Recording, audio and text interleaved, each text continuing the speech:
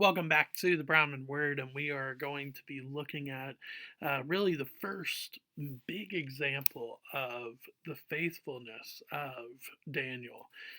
So, with that, turn back to Daniel chapter 1. We are going to be looking at verses 8 through 21, or the end of the chapter today. But we are going to be looking at Daniel's faithfulness and how you and I can still tap into that faithfulness and what we can do with that. So, Daniel chapter 1, verse 8. But Daniel resolved that he would not defile himself with the king's food, or with the wine that he drank.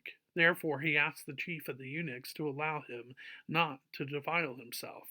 And God gave Daniel favor and compassion in the sight of the chief of the eunuchs. And the chief of the eunuchs said to Daniel, I fear my lord the king, who assigned your food and your drink, for why should he see that you are in worse condition than the youths who are of your own age? So you would endanger my head with the king. So first off, we see the firmness of Daniel's beliefs and his faithfulness, and we see that just right away. And then we see this relationship with him and the chief of the eunuchs, and that the chief of the eunuchs comes to very much just be in awe of Daniel and his character. And a big part of that, though, is there is this request that Daniel makes that could not only get himself in a lot of trouble, but the chief of the eunuchs as well. It would be seen as a deliberate disobedience of the king, pretty much, as we see in verse 10. It would be very much a just blatant disobedience of the king, and that obviously would probably not end very well. And so the chief of the eunuchs makes a very honestly just a very straightforward question, like, hey, this is what's going to happen. I don't see why we should do this. It's not going to end well. So Daniel, though, continues to be faithful and comes up with a plan instead. Verse 11. Then Daniel said to the steward, whom the chief of the eunuchs had assigned, over Daniel, Hananiah, Mishael, and Azariah. Now, one quick note here before we see Daniel's plan. It again is such a testament to the faithfulness of Daniel by seeing also the point that the author is trying to make by not saying or not giving the Babylonian names as they were supposed to have, supposed to be transitioning to a life of Babylon. Not only with Daniel do we see it in verse 8, but we see it with Hananiah, Mishael, and Azariah in verse 11. So again, just want to make that crystal clear that those things are happening, and they are happening for a reason. It's not that the author just forgot their Babylonian names. No, he is doing that to make a point that they are standing firm in their beliefs, even though everybody around them is not doing that, and instead is becoming more and more like the Babylonians. Verse 12.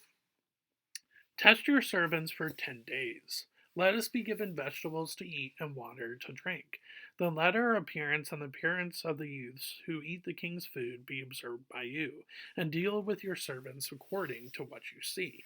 So, what Daniel is doing here is actually giving the chief of the eunuchs a way out, so he is not necessarily himself to blame.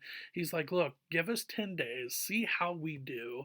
It's not like the king is seeing every single one of these young men in the court every single day. So it could be that these 10 days are like 10 days off or something, and it's not going to get the chief of the eunuchs in trouble. But then at the end of those 10 days, they are supposed to line up, and the chief of the eunuchs, before the king sees them, will see, okay, what does this look like? Can they do this? And yeah, let's see how that goes, though. Verse 14. So he listened to them in this matter and tested them for 10 days. At the end of 10 days, it was seen that they were better in appearance and fatter in flesh than all the youths who ate the king's food.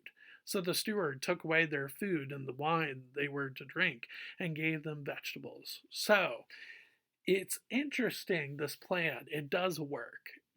Is there a biological, scientific uh, point to this diet? Yes and no. Yes, there is a point where if you are eating just meat all the time, and especially if you're drinking wine all the time, it's probably not going to be the best thing for your health, even though it is a lot of protein um, when it comes to the meat. But so is there something there scientifically? Yes. However, I think the main point is that the Lord is working behind the scenes to make these men, Daniel, Hananiah, Mishael, and Azariah, to really stand out when it comes to the rest of them, especially when it comes to their character. It's not that their physical form is is the thing that is being looked at by the chief of the eunuchs. It is, okay, does our character play into what is going to happen at the end of these 10 days? Yes, absolutely. It's not like they were like, hey, let's go to the gym and get buff. No, it is, let us just completely just depend on the Lord. And at the end of these 10 days, we believe, not just we know, but we believe that God will do this thing. And he did. And the chief of the eunuchs sees that. And so immediately he's like, okay, obviously something really, really interesting is happening here. I will do exactly what you say. And so, because of that, they are rewarded. Verse 17. As for these four youths, Daniel, Hananiah, Mishael, and Azariah, God gave them learning and skill in all literature and wisdom, and Daniel had understanding in all visions and dreams. So, not only are they given physical appearance, that is, they are in good health, they are in good stature, which again is very important to have in the courts, especially with foreign ambassadors coming and going. But they are also exceeding and succeeding when it comes to their mind as well. When it comes to literature, wisdom, understanding, what Daniel, as we'll see in a little bit later, visions and dreams, these four young men are absolutely showing the signs of what it looks like when somebody depends on the Lord. Now, this does not mean that when you and I depend on the Lord that we are going to get buff, that we are going to just be able to eat vegetables and be perfectly fine. It doesn't mean that we are going to just know everything about everything that was written, know everything about wisdom and discernment just automatically. No, it doesn't mean that at all. It could mean some of those things, but it doesn't mean that just because you do what Daniel does, it automatically means that you are going to be like Daniel. No, it's all about the dependence on the Lord. If the Lord has called us to do something, this is where I really want to get at today.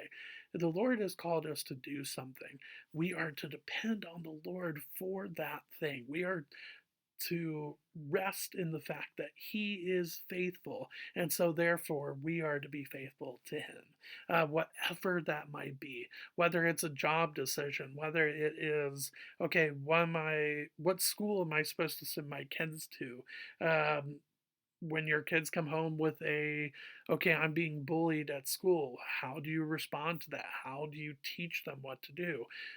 All those things we can depend on the Lord. Finances, just so many different things. We can depend on the Lord and we can be faithful to Him at the same time, even though it would be so easy to go in a different direction that everybody goes in. We need to stay firm in our faith. And we see that with these four young men. So, verse 18, at the end of the time, when the king had commanded that they should be brought in, the chief of the eunuchs brought them in before Nebuchadnezzar. And the king spoke with them, and among all of them none was found like Daniel, Hananiah, Mishael, and Azariah. Therefore they stood before the king.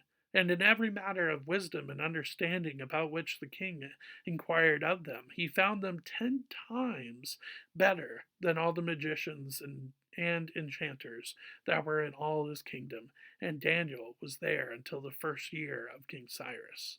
So, there's a couple things here. Obviously, again, we see the good consequences of being faithful to the Lord, depending on Him. But we also see this note in verse 21 about the longevity of the mission that we are called to. Sometimes we are called to do something that is very temporary, that we are supposed to keep asking the Lord, okay, what am I supposed to do next? Well, for Daniel, he is given a mission. He does that mission exceedingly well, and he is to remain in that position for a very, very long time under different kings in order to help them out, which is incredible to see.